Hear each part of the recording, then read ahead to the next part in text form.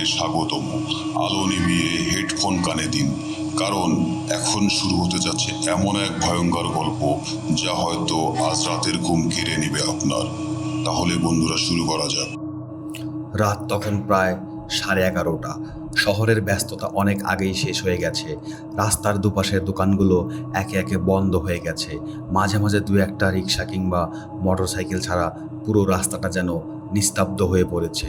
সেদিন অফিস থেকে বের হতে আমার বেশ দেরি হয়ে গিয়েছিল। আমার নাম রাকিব।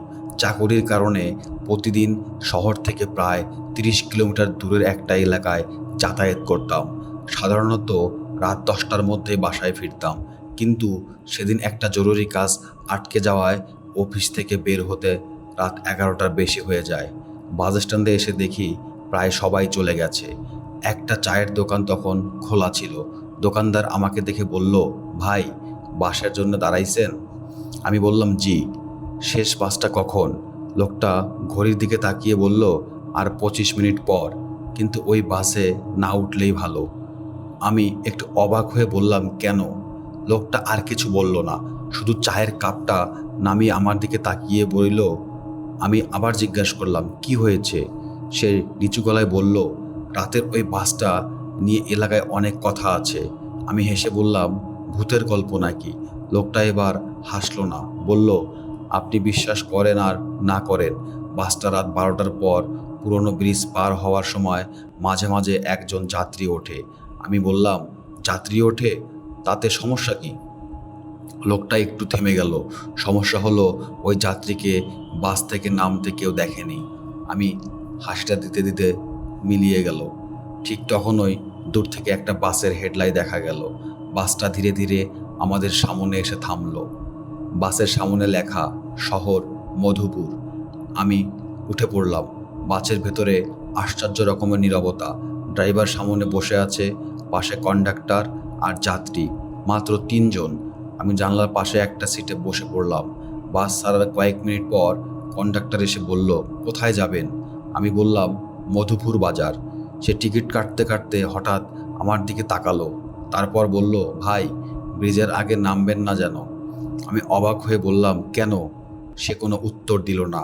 ঠিক তখন বাসটা শহরের শেষ আলো পেরিয়ে অন্ধকার রাস্তায় ঢুকে গেল। জানলার বাইরে শুধু অন্ধকার। কিছুক্ষণ পর রাস্তার পাশে একটা পুরনো বাস স্ট্যান্ড দেখা গেল। সেখানে কোনো আলো নেই, কেউ নেই। হঠাৎ বাসটা নিজে থেকেই ধীরে ধীরে নেমে গেল। ড্রাইভার ব্রেক করলো, কন্ডাক্টর সামনে তাকিয়ে রইল, তারপর ফিস ফিস করে বলল, আবার এসেছে। আমি জানলা দিয়ে বাইরে তাকালাম। বাস স্ট্যান্ডের অন্ধকার থেকে একজন লোক ধীরে ধীরে বাসের দিকে এগিয়ে আসছে। পরনে পুরনো সাদা পাঞ্জাবি, মাথা নিচু, হাতে একটা কালো ব্যাগ। লোকটা বাসে উঠল, কিন্তু অদ্ভুত ব্যাপার, বাসের দরজায় ওঠার সময় তার পায়ের কোনো শব্দ হলো না। সে ধীরে ধীরে আমার পাশের সিটে এসে দাঁড়ালো, তারপর মাথা তুলে আমার দিকে তাকালো। তার চোখ দুটো অস্বাভাবিক রকমের কালো। সে নিচু গলায় বলল, এই সিটটা খালি আছে? আমি কিছু বলার আগেই সে আমার পাশে বসে পড়ল, আর ঠিক সেই মুহূর্তে বাসের সব আলো একসঙ্গে নিভে গেল। বাসের ভেতরের সব আলো হঠাৎ নিভে যাওয়ার পর কয়েক সেকেন্ডের জন্য মনে হলো পুরো পৃথিবীটাই যেন থেমে গেছে। কেউ কথা বলছে না, শুধু বাসের ইঞ্জিনের গুম গুম শব্দ আর জানালার কাছে বাতাসের ধাক্কার শব্দ। আমি পাশের লোকটার দিকে তাকালাম। অন্ধকারের মধ্যেও জানালা দিয়ে আসা সামান্য আলোয় তার মুখটা দেখা যাচ্ছিল। সে একদম সোজা হয়ে বসে আছে, নড়ছে না। আমি আস্তে করে বললাম, ভাই, লাইটটা গেল না? কোনো উত্তর নেই। আমি আবার বললাম, ভাই। এবার খুব ধীরে মাথা ঘুরিয়ে আমার দিকে তাকালো আর ফিস ফিস করে বলল, আপনি কি মধুপুর যাবেন? আমি বললাম, জি। সে কিছুক্ষণ আমার দিকে তাকিয়ে থেকে বলল, মধুপুরে আজ যাবেন না। আমার বুকের ভেতরটা কেমন যেন হয়ে উঠল। আমি হেসে বললাম, কেন? লোকটা জানলার বাইরে তাকালো, তারপর বলল, আজ রাস্তা ভালো না। আমি বললাম, রাস্তা তো প্রতিদিনই এরকম। সে এবার আমার দিকে তাকিয়ে খুব নিচু গলায় বলল, আমি রাস্তার কথা বলিনি। আমার শরীরের লোম দাঁড়িয়ে গেল। ঠিক তখন ওই বাসের আলো আবার জ্বলে উঠল। সামনের সিটে বসা এক বৃদ্ধ লোক হঠাৎ চিৎকার করে উঠলেন, ড্রাইভার, বাস থামান। ড্রাইভার কোনো উত্তর দিল না। বৃদ্ধ লোকটা উঠে দাঁড়িয়ে পেছনের দিকে তাকালেন। তার চোখে পড়ল আমার পাশের লোকটার ওপর। আর মুহূর্তের মধ্যে তার মুখের সমস্ত রং বদলে গেল। তিনি কাপা গলায় বললেন, ও ও এখানে কিভাবে উঠলো? কন্ডাক্টর দ্রুত এসে বৃদ্ধ লোকটাকে বসিয়ে দিল। তারপর আমার দিকে তাকিয়ে চোখের ইশারায় বলল, কিছু বলবেন না। আমি আরও ভয় পেয়ে গেলাম। কিছুক্ষণ পর বৃদ্ধ লোকটা আমার দিকে ঝুঁকে ফিসফিস করে বললেন, বাবা, তুমি ওর সাথে কথা বলছো কেন? আমি বললাম, কেন? উনি তো যাত্রী। বৃদ্ধ লোকটা আমার হাতে শক্ত করে ধরে বললেন, ও কোনো যাত্রী না। আমি তার হাত সরিয়ে বললাম, তাহলে কে? বৃদ্ধ লোকটা চারপাশে তাকিয়ে বললেন, 3 বছর আগে এই বাসের একজন লোক মারা গিয়েছিল। আমি চুপ হয়ে গেলাম। তিনি বলতে লাগলেন, লোকটার নাম ছিল সালাম। রাতে শেষবারে বাড়ি ফিরছিল। পুরনো ব্রিজের কাছে বাসটা দুর্ঘটনার কবলে পড়ে। আমি জিজ্ঞাসা করলাম, তারপর? বৃদ্ধ লোকটা বলেন, বাসটা নদীতে পড়ে যায়। অনেক কষ্টে কয়েকজনকে উদ্ধার করা হয়, কিন্তু সালামকে পাওয়া যায়নি। আমি পাশের লোকটার দিকে তাকালাম। সে তখনও জানলার বাইরে তাকিয়ে আছে। বৃদ্ধ লোকটা ফিসফিস করে বললেন, 3 বছর ধরে প্রতি বৃহস্পতিবার রাতে এই রকম সময়ে এই বাসে একজন লোক ওঠে। আমার গলা শুকিয়ে গেল। আমি বললাম, কিন্তু আপনি কিভাবে জানেন?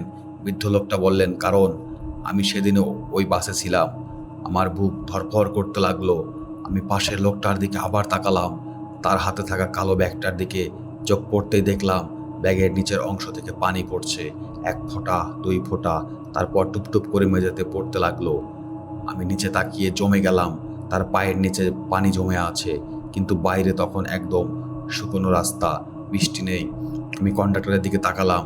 সে আমার দিকে তাকিয়ে খুব আস্তে মাথা নাড়ল, যেন বলছে, দেখছেন তো? হঠাৎ পাশের লোকটা আমার দিকে ফিরে বলল, আপনি কি আমাকে চিনতে পারছেন? আমি কাপা গলায় বললাম, না। সে মৃদু হাসলো, তারপর বলল, চিনবেন, একটু পরেই চিনবেন। রাত তখন পুরনো ব্রিজের কাছে চলে যাচ্ছিল। সামনে বিশাল অন্ধকার। ড্রাইভার হঠাৎ গতি কমিয়ে দিল। কন্ডাক্টর চিৎকার করে বলল, সবাই জানলা বন্ধ করেন। আমি জানলা বন্ধ করতে গিয়ে বাইরে তাকালাম। ব্রিজের নিচে কালো নদী, আর নদীর ধারে একজন মানুষ দাঁড়িয়ে আছে, সাদা পাঞ্জাবি পরা, হাতে কালো ব্যাগ। আমি আতঙ্কে পাশের সিটের দিকে তাকালাম। লোকটা সেখানে বসে আছে। তারপর আবার জানলার বাইরে তাকালাম। ব্রিজের নিচে দাঁড়িয়ে থাকা লোকটাও ঠিক একইভাবে আমার দিকে তাকিয়ে আছে। একই মুখ, একই পোশাক, একই কালো ব্যাগ। আমার মুখ কোনো শব্দ বের হলো না। ঠিক তখন পাশের লোকটা আমার কানের কাছে এসে ফিসফিস করে বলল, ওটা আমি না। আমি জমে গেলাম। সে আরও আস্তে বলল, ওটা আমার লাশ। ঠিক সেই মুহূর্তেই বাসের নিচ থেকে ভয়ঙ্কর একটা শব্দ এলো। বাসটা প্রচণ্ডভাবে কেঁপে উঠল। সব যাত্রী চিৎকার করে উঠল, আর পাশের সিটটা হঠাৎ খালি হয়ে গেল। কিন্তু সিটের উপর পড়ে রইল সেই কালো ব্যাগ, আর ব্যাগের ভেতর থেকে ভেসে আসছিল একটা শিশুর কান্নার শব্দ। বাসের ভেতর তখন যেন মৃত্যুর নীরবতা। কয়েক সেকেন্ড আগেও যে লোকটা আমার পাশে বসেছিল, এখন সেখানে কেউ নেই। শুধু পড়ে আছে তার কালা ব্যাগটা, আর সেই ব্যাগের ভেতর থেকে ভেসে আসছে একটা শিশুর কান্না।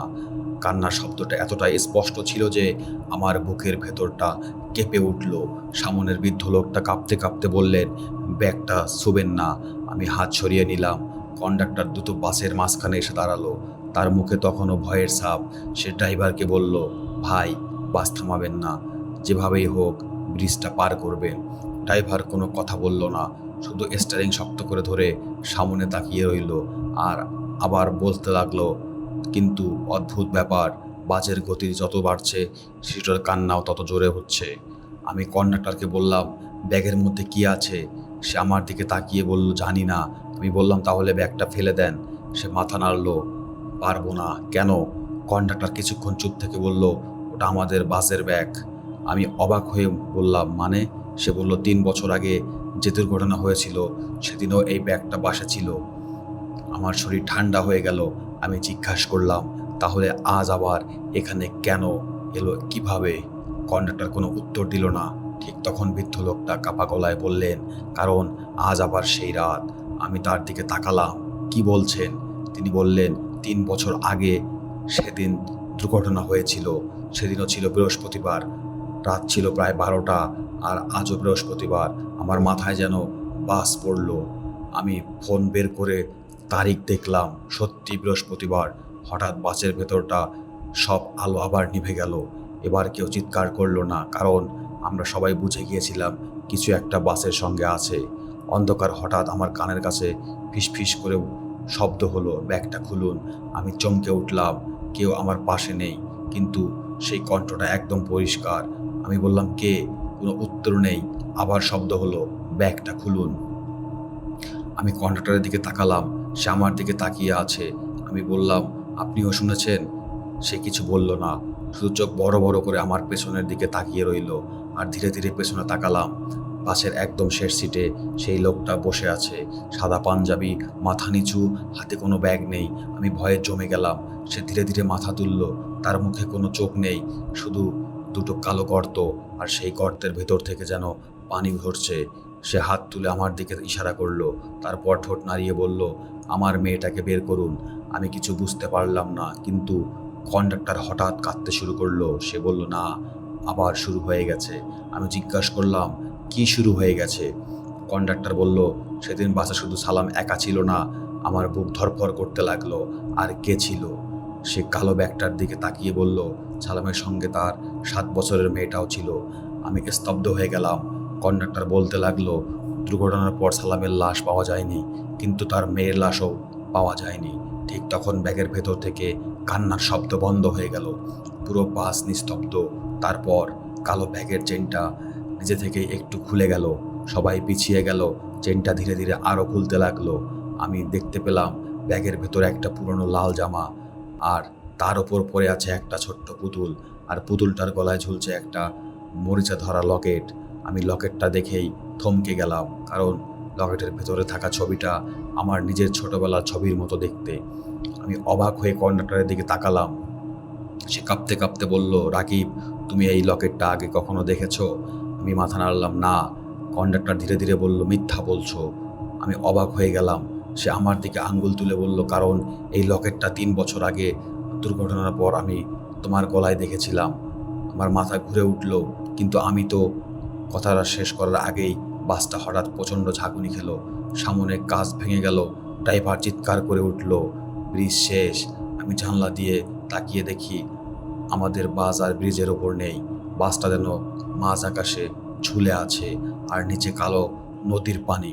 সেই পানির মাঝখানে দাঁড়িয়ে আছে সাদা পাঞ্জাবি পরা লোকটা। তার পাশে দাঁড়িয়ে আছে একটা ছোট্ট মেয়ে। মেয়েটার হাতে সেই একই পুতুল। সে আমার দিকে তাকিয়ে হাসলো, তারপর ঠোঁট নাড়িয়ে বলল, ভাইয়া, এতদিন পর তুমি আমাকে নিতে এলে। আর ঠিক তখনই বাসটা নদীর দিকে প্রচণ্ড গতিতে পড়তে শুরু করলো। বাসটা যখন নদীর দিকে পড়তে শুরু করলো, তখন মনে হলো সময় থেমে গেছে। কেউ চিৎকার করছে, কেউ দোয়া পড়ছে, কেউ সিট আঁকড়ে ধরে আছে। আর আমি শুধু জানলার বাইরে তাকিয়েছিলাম, কালো পানির ওপর দাঁড়িয়ে থাকা সেই ছোট মেয়েটার দিকে। মেয়েটা হাসছিল, আর হাতে পুরনো পুতুল। তার পাশেই দাঁড়িয়েছিল সাদা পাঞ্জাবি পরা সেই লোকটা। হঠাৎ লোকটা আমার দিকে তাকিয়ে হাত বাড়িয়ে দিল, তার ঠোঁট নড়ল। আমি কোনো শব্দ শুনতে পেলাম না, কিন্তু অদ্ভুতভাবে তার কথাটা আমার কানে পরিষ্কার ভেসে এলো, রাকিব, এবার বাড়ি চলো। তারপর পুরো বাস নদীতে পড়ে গেল। এক মুহূর্তে চারপাশে অন্ধকার হয়ে গেল। বরফের মতো ঠান্ডা পানি বাসের ভেতর ঢুকতে শুরু করলো। আমি প্রাণপণে জানালায় হাতল ধরলাম, কিন্তু পানির চাপ এত বেশি ছিল যে শ্বাস নেওয়ায় কঠিন হয়ে পড়ল।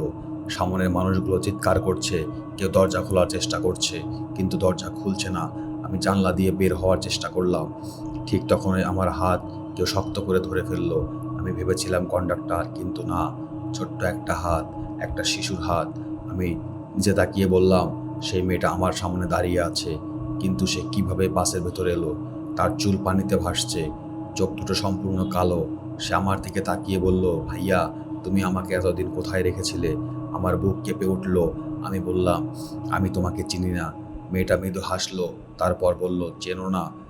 সে আমার গলায় হাত দিল, তারপর আমার জামার কলার সরিয়ে দিল। আমার বুকের ওপর একটা পুরনো দাগ। আমি সেই দাগটা ছোটবেলা থেকেই দেখেছি, কখনো জানতাম না কিভাবে হয়েছে। মেয়েটা দাগটা ওপর আঙ্গুল রেখে বলল, এই দাগটা তো আমার জন্যই হয়েছিল। হঠাৎ আমার মাথার ভেতর প্রচণ্ড ব্যথা শুরু হলো। একটার পর একটা ছবি চোখের সামনে ভেসে উঠতে লাগলো। একটা নদী, একটা পুরনো বাস, একজন মহিলা, একটা ছোট্ট মেয়ে, আর একটা ছেলে। আমি যেন কোনো পুরনো স্মৃতির মধ্যে ডুবে গেলাম। আমি দেখলাম একটা বাসের ভেতর আমি বসে আছি। আমার পাশে সেই ছোট্ট মেয়েটা, সে আমার বোন, তার নাম মায়া। আমরা কোথায় যাচ্ছি? বাসে বসে আছে আমাদের বাবা সালাম। হঠাৎ বাসটা প্রচণ্ডভাবে কেঁপে উঠল। মায়া ভয়ে আমার হাত ধরে বলল, ভাইয়া আমাকে ছেড়ো না। আমি তার হাত শক্ত করে ধরলাম। তারপর একটা বিকট শব্দ, বাস নদীতে পড়ে গেল। চারপাশে পানি। বাবা আমাদের দিকে ছুটে আসার চেষ্টা করছে, কিন্তু পানির স্রোত, সবাই আলাদা হয়ে গেল। আমি মায়ার হাত ধরে বসেছিলাম, কিন্তু হঠাৎ একটা লোহার অংশ আমার মাথায় আঘাত করলো। আমার হাত থেকে মায়ার হাত ছুটে গেল। মায়া চিৎকার করে বলল, ভাইয়া। তারপর অন্ধকার। আমি হঠাৎ বর্তমান সময়ে ফিরে এলাম। বাস তখনও নদীর নিচে, কিন্তু আশ্চর্যের বিষয়, আমি শ্বাস নিতে পারছি। আমার চারপাশের মানুষগুলো যেন স্থির হয়ে গেছে। কেউ নড়ছে না, কেউ ডুবছে না, সবাই যেন সময়ের মধ্যে আটকে আছে। আমি মেয়েটার দিকে তাকালাম। সে বলল, তুমি বেঁচে গিয়েছিলে। আমি কাঁপা গলায় বললাম, তাহলে আমি? মেয়েটা বলল, তুমি নদী থেকে উঠে গিয়েছিলে, কিন্তু তোমার স্মৃতি ছিল না। আমার মাথা ঘুরতে লাগলো। আমার বাবা। মেয়েটা চুপ করে রইল। তারপর পেছনে তাকালো। সাদা পাঞ্জাবি পরা লোকটা ধীরে ধীরে আমার দিকে এগিয়ে আসছে। সে বলল, তোমার বাবা তোমাকে বাঁচিয়েছিল। আমি তার দিকে তাকালাম। আপনি? আমার বাবা? সে মাথা নাড়ল। তারপর বলল, কিন্তু তোমার বোনকে আমি বাঁচাতে পারিনি। মায়া তখন আমার হাত ধরে বলল, ভাইয়া তুমি আমাকে নিতে এসেছো। আমি কাঁদতে কাঁদতে বললাম, হ্যাঁ। মেয়েটা হাসলো, কিন্তু সে হাসির মধ্যে কোনো আনন্দ ছিল না। হঠাৎ দূর থেকে একটা কণ্ঠ ভেসে এলো, রাকিব, চোখ খোল। আমি চমকে উঠলাম। কেউ আমার মুখে পানি দিচ্ছে। আমি চোখ খুললাম। দেখলাম আমি নদীর পাড়ে বসে পড়ে আছি। কয়েকজন মানুষ আমাকে ঘিরে দাঁড়িয়ে, কিন্তু বাস কোথায়? আমি উঠে বসে চারপাশে তাকালাম। কোনো বাস নেই, কোনো দুর্ঘটনার চিহ্ন নেই, শুধু নদীর শান্ত পানি। আর আমার পাশে পড়ে আছে সেই কালো ব্যাগ।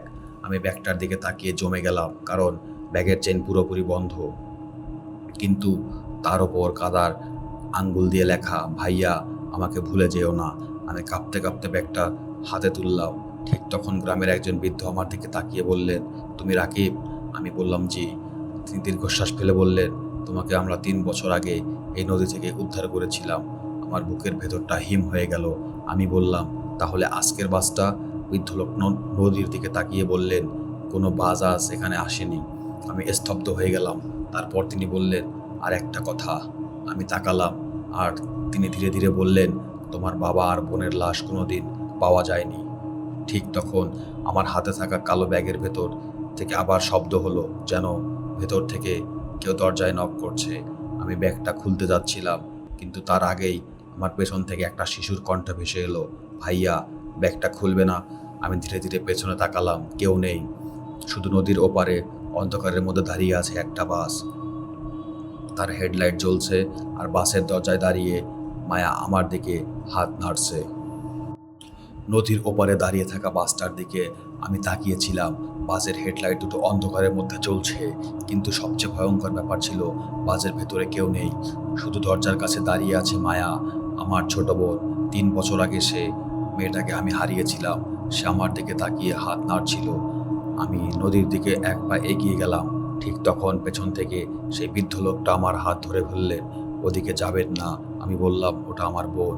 বৃদ্ধ লোকটা কাঁপা গলায় বললেন, ওটা আপনার বোন না। আমি তার হাত ছাড়িয়ে বললাম, আপনি কিভাবে জানেন? তিনি কিছুক্ষণ চুপ করে রইলেন, তারপর বললেন, কারণ এই দৃশ্য আমি আগেও দেখেছি। আমি থমকে গেলাম, কখন? বৃদ্ধ লোকটা ধীরে ধীরে তাকিয়ে বললেন, 3 বছর আগে। আমার বুক ধুরফুর করতে লাগলো। তিনি বললেন, সেদিন দুর্ঘটনার পর আপনাকে নদীর পাড়ে অচেতন অবস্থায় পাওয়া গিয়েছিল। আপনার মাথায় প্রচণ্ড আঘাত ছিল। কয়েকদিন হাসপাতালে থাকার পর আপনি জ্ঞান ফিরে পান। আমি বললাম, কিন্তু আমি তো কিছুই মনে করতে পারিনি। এটাই স্বাভাবিক। তিনি একটু থেমে গেলেন, কিন্তু আপনি একটা কথা বারবার বলছিলেন। আমি জিজ্ঞাসা করছিলাম, কি কথা? বৃদ্ধ লোকটা আমার দিকে তাকিয়ে বললেন, আপনি বলেছিলেন মায়া বাসে আছে। আমার শরীর ঠান্ডা হয়ে গেল।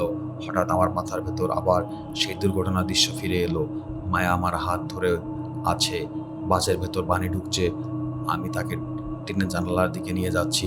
তারপর কেউ একজন আমার হাত ধরে টেনে নিয়ে যাচ্ছে। আমি চিৎকার করছি, মায়া, কিন্তু মায়া তখন বাসের ভেতর আটকে আছে। আমি চোখ বন্ধ করলাম, মনে হলো মাথাটা ফেটে যাবে। বৃদ্ধ লোকটা বললেন, সেদিন আপনাকে বাঁচানো গেলেও আপনার বোন আর বাবাকে আর খুঁজে পাওয়া যায়নি।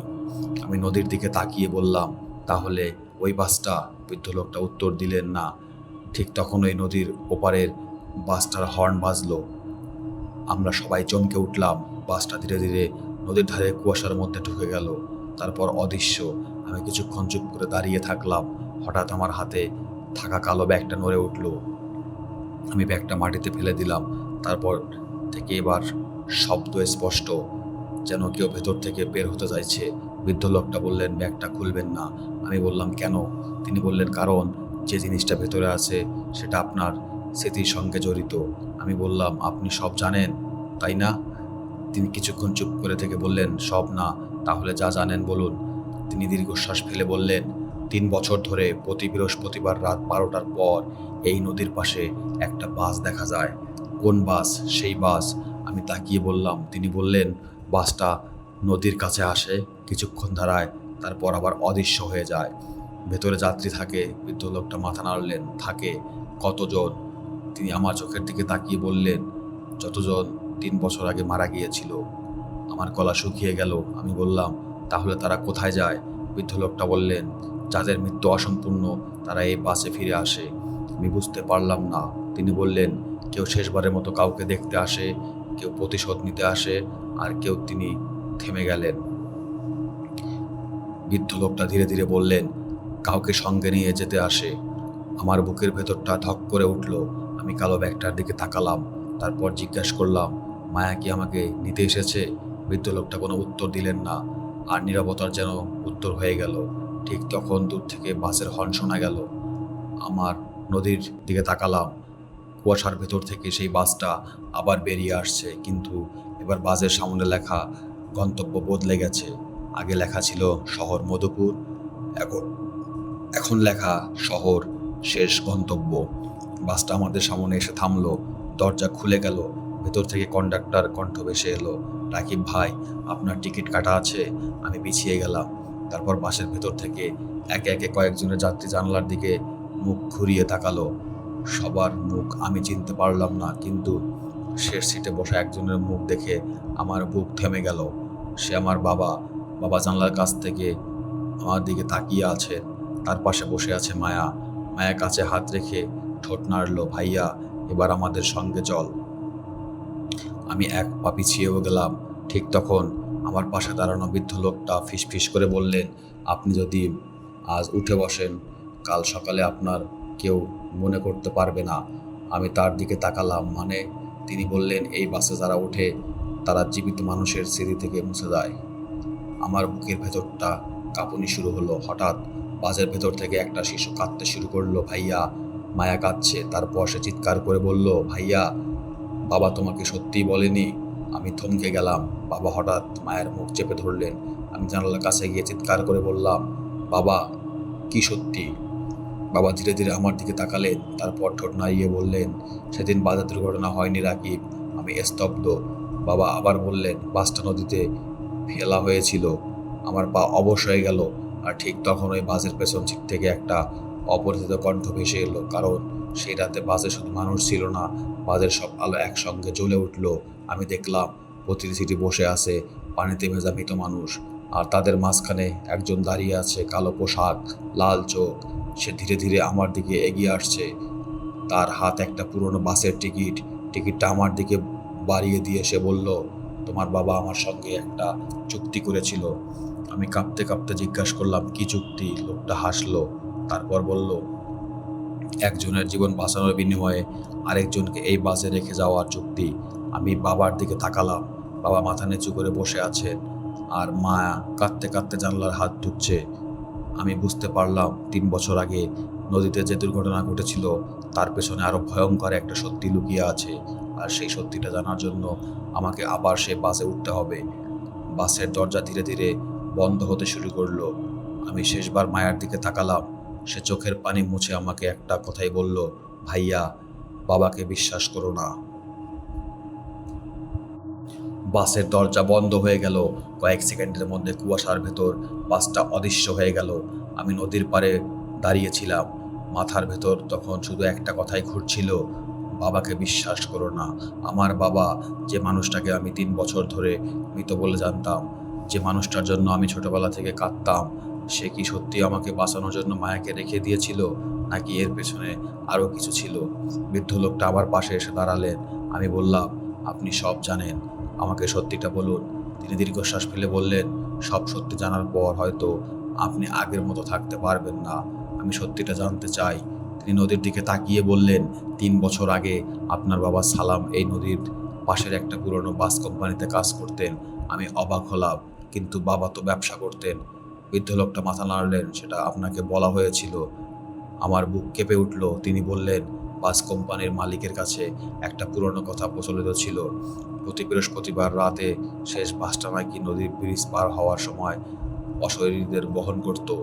আমি বললাম, এগুলো কি সত্যি? বৃদ্ধ লোকটা বললেন, প্রথমে কেউ বিশ্বাস করতো না, তারপর রাতে বাসের একজন চালক নিখোঁজ হয়ে গেল। পরের বৃহস্পতিবার তাকে আবার বাস চালাতে দেখা গেল।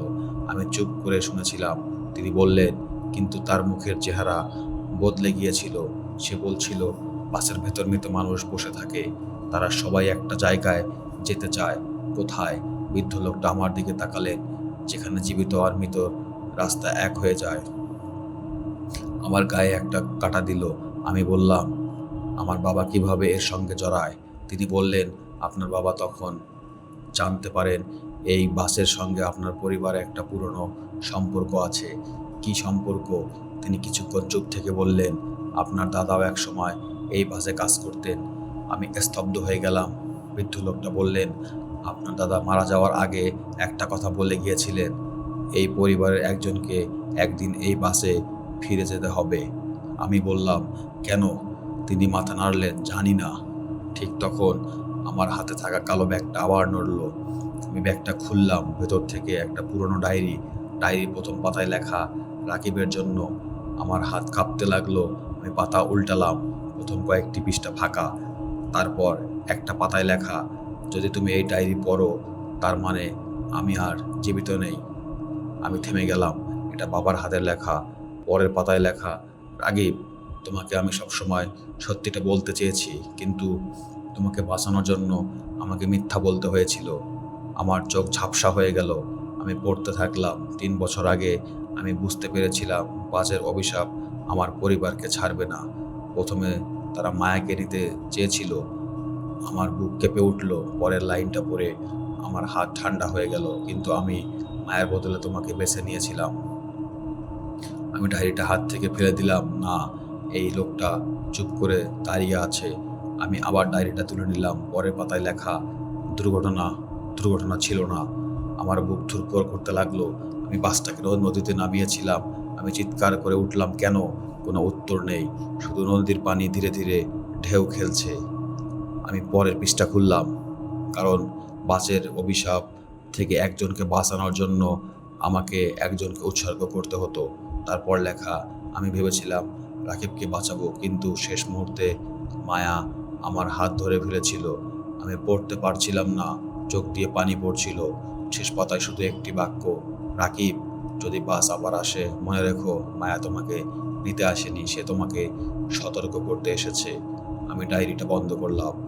ঠিক তখন দূরে আবার বাসের হর্ন শোনা গেল। বৃদ্ধ লোকটা ভয়ে নদীর দিকে তাকালেন। আমি বললাম, এবার আমি বাসে উঠব। তিনি আমার হাত ধরে বললেন, ওটা করবেন না। আমি বললাম, আমার বোনকে ওখান থেকে ফিরিয়ে আনতে হবে। তিনি মাথা নাড়লেন, মৃত মানুষকে ফিরিয়ে আনা যায় না। আমি বললাম, কিন্তু যদি সে পুরোপুরি মৃত না হয়? বৃদ্ধ লোকটা চুপ হয়ে গেলেন। ঠিক তখন কুয়াশার ভেতর থেকে বাসটা আবার বেরিয়ে এলো। এবার বাসের দরজায় দাঁড়িয়ে আছে মায়া, কিন্তু তার মুখে আর ভয় নেই। সে আমাকে হাত দিয়ে ইশারা করলো। আমি বাসের দিকে এগিয়ে গেলাম। দরজা খুলে গেল। কন্ডাক্টর আমাকে দেখে হাসলো। রাকিব ভাই, এত দেরি করলেন কেন? আমি বাসে উঠলাম। সব যাত্রী আমার দিকে তাকিয়ে আছে। আমি মায়ার পাশে গিয়ে বসলাম। মায়া আমার হাত শক্ত করে ধরে বলল, ভাইয়া, এবার চোখ বন্ধ করবে না। আমি জিজ্ঞাসা করলাম, কেন? সে সামনে তাকিয়ে ফিসফিস করে বলল, কারণ আমরা এখন যেখানে যাচ্ছি সেখানে তোমার জন্মই হয়েছিল।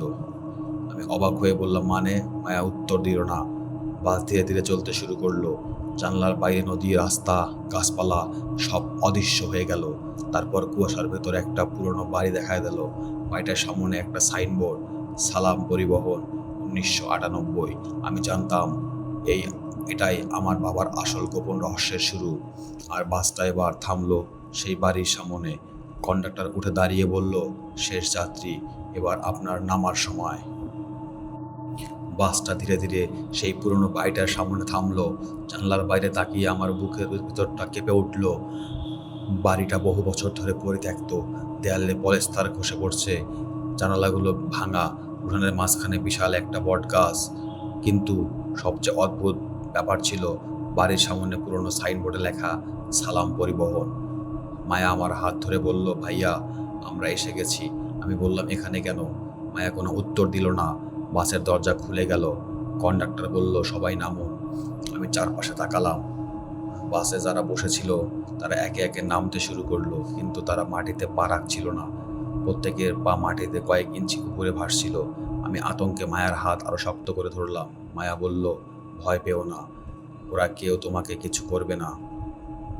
আমি বললাম, তুমি এত কিছু জানো কিভাবে? মায়া আমার দিকে তাকিয়ে বলল, কারণ আমি 3 বছর ধরে এখানে আছি। আমার বুকের ভেতরটা মোচড় দিয়ে উঠল। 3 বছর? সে মাথা নাড়ল। হ্যাঁ। তাহলে আমি যাকে এতদিন স্বপ্নে দেখেছি? মায়া বলল, সেটা স্বপ্ন ছিল না। আমরা বাস থেকে নামলাম, বাড়ির দরজা নিজে থেকেই খুলে গেল। কর ভেতর থেকে একটা ঠান্ডা বাতাস বেরিয়ে এলো। মায়া আমাকে নিয়ে ভেতরে ঢুকলো। ঘরের দেয়াল পুরনো একটি ছবি ঝুলছে। আমি একটা ছবির সামনে দাঁড়িয়ে গেলাম। ছবিতে আমার বাবা দাঁড়িয়ে আছেন, তার পাশে একজন বৃদ্ধ মানুষ, আর তাদের সামনে একটা ছোট্ট বাস। ছবিটির নিচে লেখা সালাম পরিবহন 1998। আমি অবাক হয়ে বললাম, এই লোকটা কে? মায়া বলল, দাদু। আমি ছবিটির দিকে তাকিয়ে রইলাম। হঠাৎ আমার মাথায় একটা পুরনো স্মৃতি ফিরে এলো। আমি ছোট, দাদু আমাকে কোলে নিয়ে বলছেন, এই বাসে কখনো উঠবি না। আমি জিজ্ঞাসা করলাম, কেন? দাদু বললেন, কারণ শেষ বাসের সব যাত্রী মানুষ নয়। আমি চমকে উঠলাম। মায়া বলল, মনে পড়েছে? আমি মাথা নাড়লাম। ঠিক তখন ঘরের ভেতর থেকে একটা ভারী শব্দ হলো। আমরা দুজনেই ঘুরে তাকালাম। ঘরের শেষ প্রান্তে একটা দরজা, দরজার উপর লোহার তালা। মায়া বলল, ওই ঘরেই সব কিছু শুরু হয়েছিল। আমি বললাম, কি আছে ভিতরে? মায়া বলল, বাবার শেষ সত্যি। আমি দরজার কাছে গেলাম। তালা স্পর্শ করতেই সেটা নিজে থেকেই খুলে গেল। দরজা ধীরে ধীরে খুলে গেল। ঘরের ভেতর একটা পুরনো কাঠের টেবিল, তার উপর কিছু কাগজ, একটা লণ্ঠন আর একটা পুরনো রেজিস্টার। আমি রেজিস্টারটা খুললাম। প্রথম পাতায় লেখা শেষ বাসের যাত্রী তালিকা। একটার পর একটা নাম, তারিখ, সময়, সব কিছু লেখা। কিন্তু সবচেয়ে ভয়ঙ্কর ব্যাপার, প্রতিটি পাতার শেষ নামটা ছিল একই, মায়া সালাম। তারিখ 3 বছর আগে। আমি পৃষ্ঠা উল্টালাম। শেষ পাতার আজকের তারিখ, আর সেখানে লেখা রাকিব সালাম, রাত 12টা। আমার হাত কাঁপতে শুরু করলো। আমি বললাম, মায়া এটা কি? মায়া ধীরে ধীরে আমার দিকে তাকালো। তার চোখ দিয়ে পানি পড়ছে। ভাইয়া, তুমি আজ এখানে আসার কথা ছিল না। আমি বললাম, তাহলে? সে বলল, বাবা তোমাকে বাঁচিয়ে দিয়েছিল, কিন্তু মায়া ফিসফিস করে বলল, বাবা চুক্তিটা ভাঙতে পারেনি। ঠিক তখন ঘরের দরজা প্রচণ্ড শব্দে বন্ধ হয়ে গেল। লণ্ঠনের আলো নিভে গেল। অন্ধকারের মধ্যে একটা কণ্ঠ ভেসে এলো। সেই কণ্ঠে আমি চিনতে পারলাম আমার বাবা, রাকিব। আমি চিৎকার করে বললাম, বাবা। কণ্ঠটা বলল, তুই এখানে কেন এসেছিস? আমি বললাম, মায়াকে নিতে। কিছুক্ষণ নীরবতা, তারপর বাবা বললেন, মায়াকে কেউ নিতে পারবে না। আমি বললাম, তাহলে আমাকে কেন ডেকেছো? হঠাৎ ঘরের এক কোণে আলো জ্বলে উঠল। আমি দেখলাম আমার বাবা দাঁড়িয়ে আছেন, কিন্তু তিনি আগের মতো নন। মুখ ফ্যাকাশে, চোখ গভীর কালো, শরীর থেকে পানি ঝরছে। আমি কাঁদতে কাঁপতে বললাম, তুমি কি সত্যি আমার বাবা? তিনি মৃদু হাসলেন, তারপর বললেন, না। আমার বুকের ভেতরটা জমে গেল। তাহলে কে? লোকটা ধীরে ধীরে নিজের মুখের চামড়ায় হাত দিল। তারপর মুখটা যেন বিকৃত হয়ে গেল। একটা অমানবিক হাসি ফুটে উঠল। সে বলল, আমি সেই জিনিস যে 3 বছর আগে তোমার বাবার সঙ্গে চুক্তি করেছিলাম। মায়া চিৎকার করে উঠল, ভাইয়া দৌড়াও। আমি দরজার দিকে ছুটলাম, কিন্তু দরজা খুলল না। লোকটা ধীরে ধীরে আমাদের দিকে এগিয়ে আসছে। তার পায়ের নিচে পানি জমছে। সে বলল, তোমার বাবা তোমাকে বাঁচতে চেয়েছিল। তারপর আমার দিকে আঙ্গুল তুলে বলল, কিন্তু আজ তোমার ঋণ শোধ করার রাত। হঠাৎ ঘরের মেঝে ফেটে উঠল। সে নিচ থেকে কালো ধোঁয়ার উঠতে লাগলো। মায়া আমার হাত ধরে চিৎকার করলো, ভাইয়া চোখ বন্ধ করো না। আমি নিচে তাকিয়ে দেখলাম মেঝের নিচে একটা পুরনো বাস। আর সেই বাসের ভেতর শত শত মৃত যাত্রী আমার দিকে তাকিয়ে আছে। তাদের সবাই একসঙ্গে বলল, রাকিব, তোমার সিট খালি আছে। মেঝের নিচে দাঁড়িয়ে থাকা বাসটার দিকে তাকিয়ে আমার শরীর অবশ হয়ে গেল। বাসটা যেন মাটির নিচে নয়, অন্য কোনো অন্ধকার জগতের মধ্যে দাঁড়িয়ে আছে। শত শত মৃত মানুষের চোখ আমার দিকে, কেউ কথা বলছে না, শুধু সবাই একইভাবে তাকিয়ে আছে। তারপর একসঙ্গে তাদের মুখ খুলল, রাকিব, তোমার সিট খালি আছে। আমি পিছিয়ে গেলাম। মায়া আমার হাত শক্ত করে ধরে বলল, ভাইয়া, আমার কথা মন দিয়ে শোনো। আমি তার দিকে তাকালাম। কি? ওরা তোমাকে নিতে পারবে না যদি তুমি নিজের নামটা রেজিস্টার থেকে মুছে ফেলতে পারো। আমি টেবিলের ওপর রাখা রেজিস্টারের দিকে তাকালাম, সেখানে লেখা। আমি দৌড়ে রেজিস্টারের কাছে গেলাম, পাতাটা ছিঁড়ে ফেলতে চেষ্টা করলাম, কিন্তু কাগজটা ছিঁড়ল না, বরং কাগজের ওপর লেখা অক্ষরগুলো নড়তে শুরু করলো। রাকিব সালাম। নামটা ধীরে ধীরে বদলে গেল। রাকিব সালাম মৃত। আমি চিৎকার করে উঠলাম, না। মায়া বলল, ভাইয়া, কলমটা। টেবিলের পাশে একটা পুরনো কলম পড়েছিল, সেটা আমি হাতে নিলাম। মায়া বলল, তোমার নামের ওপর লিখে দাও, আমি জীবিত। আমি কাঁপতে কাঁপতে বললাম, আমি জীবিত। লেখাটা শেষ হওয়ার সঙ্গে সঙ্গে পুরো বাড়ি কেঁপে উঠল। বাইরে প্রচণ্ড বাতাস শুরু হলো, জানলাগুলো একের পর এক ভেঙে পড়তে লাগলো। আর সেই দৃশ্যটা জিনের কণ্ঠে ভেসে এলো, তুই চুক্তি ভাঙতে পারবি না। আমি চিৎকার করে বললাম, কেন? সে বলল, কারণ চুক্তির তোর বাবার স্বাক্ষর আছে। আমি বাবার দিকে তাকালাম। তিনি তখন মাটিতে বসে মাথা নিচু করে আছেন। আমি বললাম, বাবা, সত্যিটা বলো। কিছুক্ষণ পর তিনি মাথা তুললেন, তার চোখে পানি। তিনি বললেন, রাকিব, আমি তোকে বাঁচাতে চেয়েছিলাম, তাহলে মায়াকে কেন? বাবা কাঁদতে কাঁদতে বললেন, আমি জানতাম না ওরা মায়াকে নিয়ে যাবে। মায়া চুপ করে দাঁড়িয়েছিল।